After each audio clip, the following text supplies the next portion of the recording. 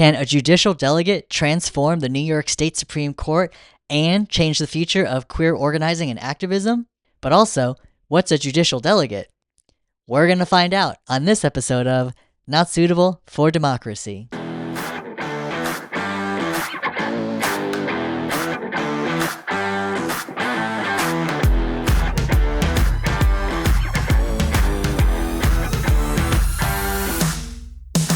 Welcome to Not Suitable for Democracy. My name is Nick Hobby, and I'm your host. Today we're going to be talking about party office, specifically judicial delegate. Now that is a volunteer, unpaid position within the state of New York, and their main responsibility is electing nominees of judges to the New York State Supreme Court. To share their experience, I have my good friend Skylar Moore, and they're going to be telling us what it was like to run for office as a judicial delegate, what their experience was like at the judicial convention, and what they've been up to since then. So I'd love to introduce my friend Skylar. Yeah, hello everyone. I'm Skylar, they, them pronouns, former judicial delegate for Assembly District 36 here in Astoria, Queens, and I'm doing pretty well today. That's great. I love that. So welcome to the show. Happy to have you. So you said you ran for office. What was the office and what was that like? Yeah, it was truly life-changing. Wow. To say the least. Bold words. Okay. Yeah. Talking with my neighbors, community leaders, it truly changed my mind on local politics. But I was young. I had my pronouns. I went by they, he, they at the time. Okay. There was a ton of, you're a kid. What do you really know about politics? And on top of that, you're non-binary, like queer people cannot hold power. So it was a very challenging aspect when it came to that. But I continued. I took the strength from generations of activism. Oh, you have to, yeah. Literally have to. And I tunneled. I tunneled in. I focused in on the real issues, and continued to hold that space and hold that truth, right? And I just reminded myself that this is where that particular person is in their existence and their and their life, and this is where I'm at. You can't change every single person's mind, and I just continued thinking, you know what, this is one day I'm going to be passing the torch. That's right. It's and so true. That haters can hate all they want, but when we spread our love and spread our joy and our positivity, there's nothing that we cannot do. So well said. So well said. And I really appreciate you bringing that up, where you're running for a judicial delegate back in 2022 at a time when pronouns, not like they've never existed before, but the whole idea that they, them, zai, right, so many other pronouns were coming into the lexicon, and everyday people, some people understood what that meant, others did not. So I'm sorry you had to go through that, where you had, people they weren't as open to acknowledging that. But like you said, you got to meet them where they're at, especially since you're running for office, party office. And it turns out that your election didn't go so bad, did it now? No, the people prevailed.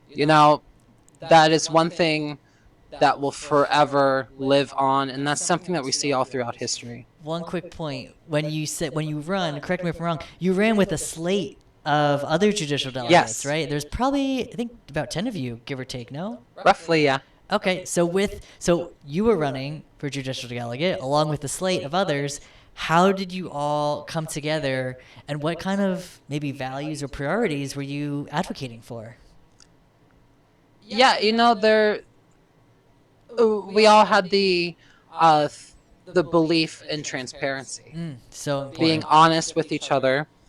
We may not have agreed on every single ideal, every single platform, but what really brought us together is the fact that we wanted a more transparent Democratic Party. That is key. And so we shared that mission in common. Of course, like, I focused on wanting more queer representation into our Supreme Court. There you go. And I wanted to make sure we were in the heart of the Dobbs decision. And that came down in June, literally, days before the election. Oof, And yeah. I wanted to make sure that we would focus on, because once that was overturned, I wanted to make sure that we had every single person in office, whether it be justices for state Supreme Court, circuit court, a city council, wherever that person might be. I wanted to make sure that they would hold the value that women, that trans men, and non-binary people have freedom over their entire bodies. Right, bodily autonomy for birthing people. Exactly. I'll just share real quick too. So with Judicial Delegate, for those who may not know, this is an unpaid volunteer party position within the Democratic Party, specifically in the state of New York. Now, there are other party offices in other states, but specifically here in New York, under the state constitution, these party offices make up the actual Democratic Party apparatus. So when we hear about DNC and delegates, well, this kind of plays into that. Now, the judicial delegates are in their own sphere, so to speak, where they then have the responsibility of electing the nominated justices that make their way onto the state Supreme Court here in New York. So what Skylar is speaking to is obviously reforming that apparatus, making sure we have queer representation in New York State Supreme Court, but also these local elections do have bigger ramifications country and nationwide. So when you did win, right, what was that experience like? You know you won, and then isn't there a judicial convention? What happens next? Yes, but I did not win. The people won. Okay, fair. That Yeah, is the people won. fact of the matter. I am not a candidate. I am not the face of a movement. It's all of us. Ah, yes. Good call. But Good call. it's the truth. God honest truth. But my mind did not go to myself when I calculated everything up, and we realized that our campaign had won. Yeah. And went up against all the obstacles of being young, of being Gen Z, of being non-binary, openly queer. So just to kind of paint the picture, there were several slates of judicial delegates running. There was your slate, which was the new reformer slate, folks that were looking to advocate for transparency, accountability, and accessibility. And then the more traditional, maybe moderate group, also supporting those values in their own way, though clearly not as the Queen's evident. Machine. Yes. Yes. Yeah, use that. The Queen's Machine. Yeah. So with that said, all of you, your slate won. We did. Yeah, that's we remarkable. won by a landslide too. People, so you representing the people, the true representation of the people, right? Like everyday people, you know. And that's where my mind went to. Yes. Was the people, and the sense of gratitude that I had that people enshrine their trust in me as a first-time candidate for any office, and I went in knowing that, you know, there's this one line at the very, very end of Angels in America in part 2, where it's "the great work begins." So true. And that's one of the lines that like really went through my mind at the moment, was because like I knew what I was going to be up against. I knew that people would not be taking me seriously because of who I am, but I also knew that the amount of just the amount of power from certain people, and I knew I had to take that with me, and I knew I could not let my constituents down. That is so incredible, and it's just amazing that you held everyone with you. You held that space. All of you won as that slate of new reformers, as judicial delegates. So once you won, what is the role of a judicial delegate? What did you do next? Yeah, so waited patiently for I really wanted to see knowing who nominated who. We had When you say who nominating who, you mean how the judges were nominated, how they became nominees? Yes, Okay. exactly. Got it. And I wanted to see exactly what is going on. I wanted to make sure that if I was going to vote in support of a person to get the Democratic Party's nomination, A judge. Yep. for multiple things, right? But I wanted to make sure that if I was going to rubber stamp approval, I wanted to make sure that that person, not to politicize the court, but I wanted to make sure that person would hold truth to their roots inside Queens instead of outside people, from money to who's nominating who. Is this person the best friends of this person? I really wanted to know their history and get to work. So flash forward to the convention. We were not informed anything about who was nominated. So quick, when you won the election, when your slate won the election, that was end of June.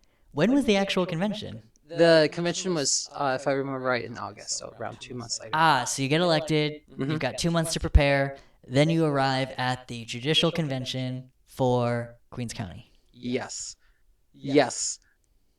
Without any knowledge of who was going to be nominated. Oh, really? Except they did post me and my fellow New Reformer slate for our Assembly District. We found the resumes hidden on the website. What website was this? The Queens County Democratic Party website. Great. So we pull it. I studied it up. I followed every single person who I had the resume. There was one person who had all of their contact info censored out. Oh, okay. And I'm sitting here and I'm thinking, how can I vet you? Like if I have questions, I would love to get in contact with you. Of course. So we're vetting on people to make critical decisions for the people of Queens. Yeah. And like some only had like the front page of the resume, no other pages, and like it was complete. You could tell it was completely split. So I know. So you and the slate were advocating for transparency, and they didn't even have contact information if you had a question. No. So here's the real kicker: for those of you who may not be familiar with Queens, not only is Queens the most diverse borough in the country, with well over 100 languages represented here, but more importantly, we have over 2.2 million residents living in the borough of Queens. That is larger than some states, right? Like, we should get our own senators almost, right? But I guess the point being is with over 2 million residents, we also have over 1 million Democrats. Okay, so we have tons of independents, tons of Republicans too, but over 1 million Democrats. So Skylar and the AD 36 slate of judicial delegates were not given the resumes or the information about the about the New York State Supreme Court justice nominees, who would then go on to represent 2 million people here. Exactly, but we were given some resumes at the convention. Okay. That mysteriously, if you will, were rubber stamped of approval endorsed by Gregory Meeks. And Gregory Meeks is the congressman who represents part of Queens, but he also is the de facto leader or chairman of the Queens Democratic Party. Yes. Okay, got it. Yeah. That's fine. Pass up the resumes. I love that. Love the information. Thank you. That's exactly what I've been asking for. That's what we need. And one that had his contact info censored out with the one that was posted on the website, suddenly had his contact info on the resume. And I'm like, great, let's go. I love this. This is now, let's have that dialogue. Yeah. But there was no room. I remember sitting in the room, and there were talk about like democracy being in the room. Okay. And that kind of got to me because there was no room for dissent. There was no room for abstaining. There was no abstain vote. Oh, wow. And in fact, one of the nominations, the gentleman at the podium got up and was like, "Oh, it was all done by vocal voice, right? Really? Right, just all in favor say aye, aye. All opposed say no, no. Oh, and then so-called. We did not go down the roster. We did not count each and every single vote. It was a who could be the loudest contest. Interesting. So I'll add right there, if I'm hearing this correctly, the way our New York State Supreme Court judges are selected, it's basically by how loud you can yell. Because if I wanted to ask the Queen's Democratic Party, oh, what was the vote count for each of these justices, right? Like, surely these nominees either had overwhelming support or maybe a few people said no, and I'd kind of like to know why. But it sounds like I wouldn't even have the vote count because the entire election was just a rubber stamp and it wasn't a true democracy. You most likely would not be able to get the exact number, at least in the convention that happened roughly around 3 years ago in 2022. I mean, do you think it's changed since? I did not run for re-election. I have not ran for election ever since. So that I cannot speak on. I certainly would hope that they had completely changed. But anyways, so we're at the convention. We're speeding through one after another.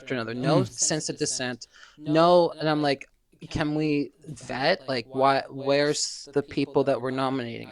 We should surely these people should surely know how to do their jobs. Right. So let's ask these fundamental questions. But there was one that we got to. It was like the third or fourth nomination. It was a little bit later on. Okay. And the gentleman at the podium was all in favor. Say aye, aye. Ayes have it. That was it. That was it. Just ayes have it. So I'm sitting there. I'm like, no. So I scream out, really? No. Good for you. No. And of course, more people followed, including one of my fellow judicial delegates for my assembly district. And then the gentleman at the podium looks at everyone and goes, ha ha ha ha, laughs a little bit. Of course. And then he goes, it sounds like someone. It sounds like how did he say it? He goes, it sounds like this one has some opposition. Oh, okay. And then he turned it around. He's like, should we do a recount? Oh my God. It was just like, let me get my Starbucks and walk cheerfully down the park. Oh my gosh, I'm so sorry to hear that, but also inspiring though, right? If you're one of the youngest people in the room who actually stood up and told them, hey now, this is not democratic. That is so great. So thank you so much for doing that. We had to hold our space. We had to hold our transparency. And no. So When you see something, and that's also another thing that John Lewis even said, right? Yeah. When you see something that is so morally wrong, you got to say something. That's right. And that doesn't matter if it's just something from, if you're being bullied in school, yeah, right? To look at the President of the United States right now. This is why we need allies, people standing up, exactly, fighting back. Exactly. Wow. Thank you so much for sharing, Skylar. Before we jump into it, I just want to say thank you. Thank you so much for tuning in to this very special episode of Not Suitable for Democracy. It means a lot to me and to Skylar and to everyone who ever thought about running for office and wanting to make a difference in their community. So if you like what you hear or want to learn more, make sure to subscribe to Not Suitable for Democracy on Apple Podcasts, Spotify, and YouTube. If you'd like to go in for a deeper dive, then make sure to subscribe to my Substack at nsfdpod.substack.com. If you'd like to connect and learn more, then make sure to follow on Instagram at nsfd_pod. Skylar, thank you so much for sharing all of that. Just your campaign experience is just so incredible, and that's something that not everyone gets to experience, let alone hear about. So it's great that you took the initiative, you ran, and you won with a slate of other reform-minded folks. So since the Judicial Convention of 2022, what have you been up to? Well, change, it never starts from positions of power. Okay. It starts by mass mobilization of collective groups of people. That's right. So as energized as I was about how much that the convention had lacked transparency, I knew that I was not going to give up on my beliefs. That's great. And instead of focusing on and honing in on the lack of transparency and weighing that down, I knew there was something more I had to do. So I continued to organize with ACT UP and the Reclaim Pride Coalition. Excellent. For Queer Liberation March. I'm a proud member. Joined both of those organizations in 2021. Wonderful. And I'm very intensely proud of every single thing that we've done. Wow, and I'm familiar with those groups just through, obviously social media. I see things happening, but even just in the streets, I know both those groups are just so active, and they're always doing something that's catching people's attention, that's speaking out against any anti-queer legislation, actions, or just anything happening locally here in New York. And that definitely sends a message around the country. What has your experience been in the local chapters, in those groups here on the ground? And then how do you see that maybe changing outside of New York? With Madam Vice President Harris's speech with Emerge, that happened a while ago, she really honed in on the fact that, yes, fear is contagious, but courage is also contagious. True. So if it doesn't matter if you're, I'm originally from West Virginia. Yeah. In Parkersburg, with Doge had come in. Oh, really? With the Department of Treasury there. There was around 100 people who protested in pouring rain. And that also made Rachel Maddow on MSNBC. In West Virginia? In West Virginia. Wow. Parkersburg, West Virginia. So seeing their courage in a Republican-held district, it truly moves mountains. So the work that you do, no matter if you're here in New York City or in small towns like Parkersburg, West Virginia, it all collectively holds a sense of collective power, and that's exactly what we need. And, we may not always win every single battle. Of course. But the fact of the matter is that generations that's going to be coming after us is going to look at what we're doing right now. Absolutely. And that's our goal, where any work that we do, any action we take is not only to help our current world, but to leave a better world for the future. So that's so important that you mentioned the synergy, right? What's happening in New York City can impact what's happening in West Virginia. What's happening in Florida can happen in Oregon, right? So our movement together, not just between LGBTQ plus representation and activism, organizing, but overall, it's like, how can these small little actions, to your point, then speak volumes when we're collectively doing it together across all pockets of the country?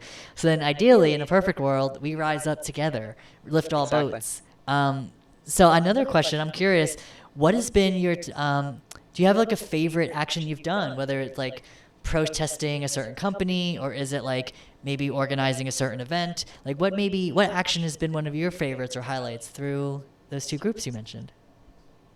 Oh, there has been a lot. Yeah, it's hard to pick just one. I know, but yeah. From, year after year, just with the Queer Liberation Marches alone, that it has a dear sense, a gratitude in my heart, because it's literally what Pride was in 1970. Say that again for everyone. That's what Pride originally was. In 1970, right? 1970. That was the first, not 1969 was the Stonewall Riot. The next year, in 1970, Christopher Street Liberation Day. Yep. March, yes. Yeah, and that's exactly what it was. Yeah. It's a community, pro-love, anti-war,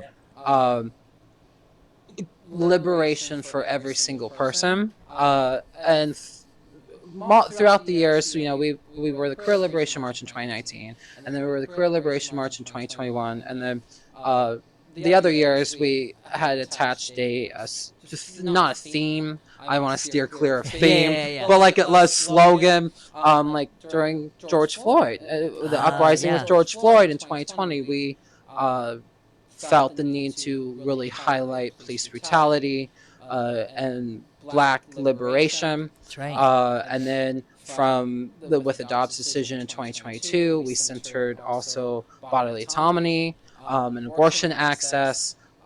So I think just overall, every single year, it is, it's a fundamental thing that we really truly have to do. And incredible enough, it's been going on for 50 years now. Just the fact that 1970, fast forward, people are still taking the time to march and to act up, right? Pun intended.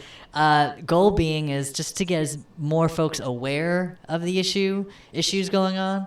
But even, with such a solid message like anti-war, pro-peace, pro-love, accept everyone, like, I don't know how you could be against that, to be honest. Like, you got pretty much all your bases covered in terms of just having like a peaceful, loving future. So with all of that,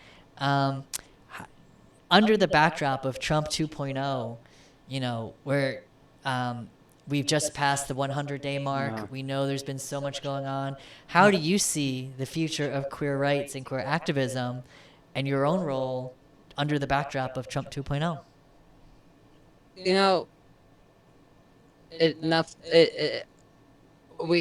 We need to also focus our mindset of this is nothing different.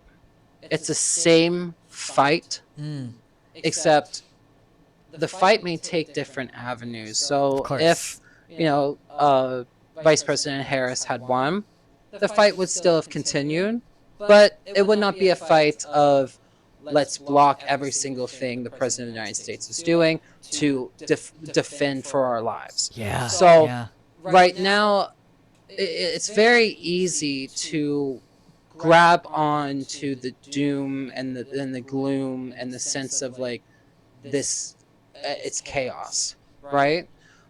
But the fact of the matter is that we still have the opportunity to prevent what Donald Trump wants to do when it comes to queer rights. This is true. We have the opportunity, we have the people, and we have the mobilization now. That is what we need to do.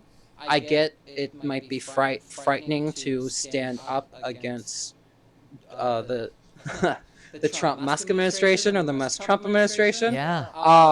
But the fact of the matter is the way I look at it is the generations that have come before us.